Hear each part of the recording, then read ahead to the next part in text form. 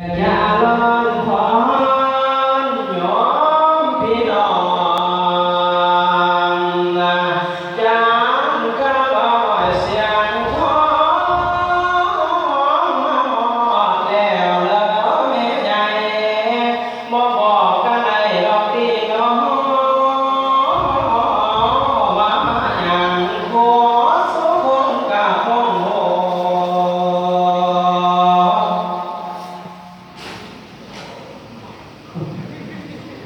บ้านเฮานี่บ่มาหวงบ่มาหาวสองสามข้า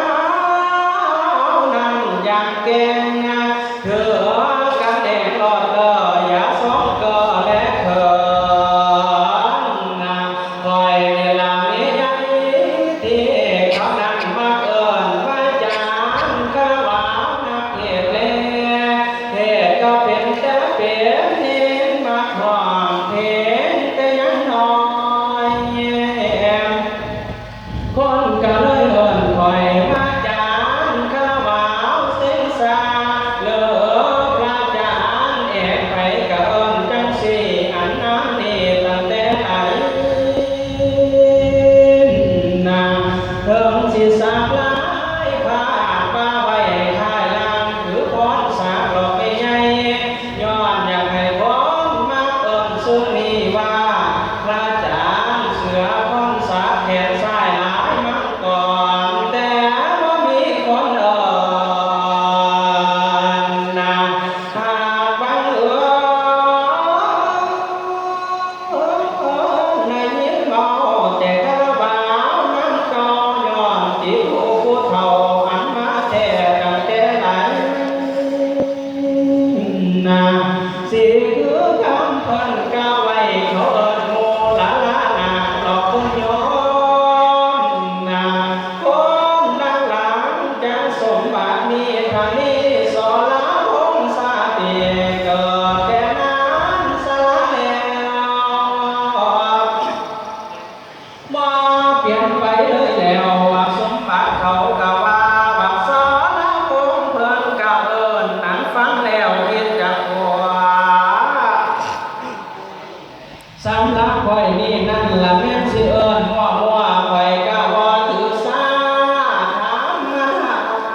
ธรรมดาแล้วแต่ไผถนัดเอิ้นสร้างเลิกตามใจเจ้าเอาจังใดก็บ่ว่าน้อแม่ใหญ่แม่นสิเอิ้นว่าจานแอกหรือสิเอิ้นเสือพรสาแขนซ้ายหลายมังก่อนแล้วแต่เจ้าถนัดเว้าว่าหยังเมื่อนี้มาอีกครั้งก็คือสิแม่นคาราบาวสามหลอกไม่ใหญ่เสิร์นติดตามฟังธรรมเทศนาเสียงร้องคาราบาวหนึ่งนั่นนักร้องคาราบาวสองนักเทศแน่คาราบา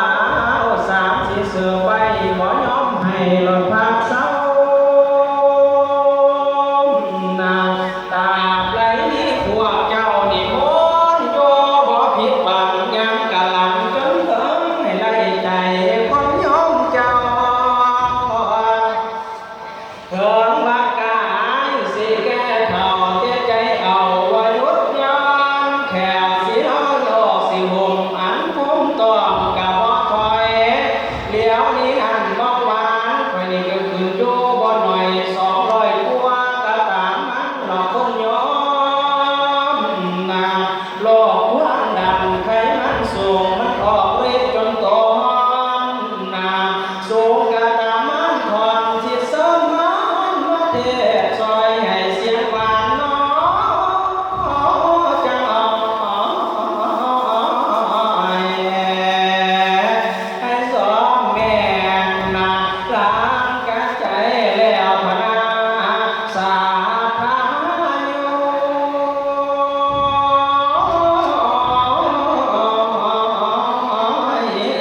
น้อง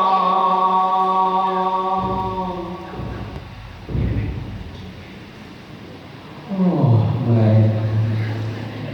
นี่สำหรับพวกเป็นมาของหลายแม่แต่ยังอีกในหลายเดือนแต่สี่เทศที่เดือนบอกพ่อนี่จังโมงเลย 4 โมง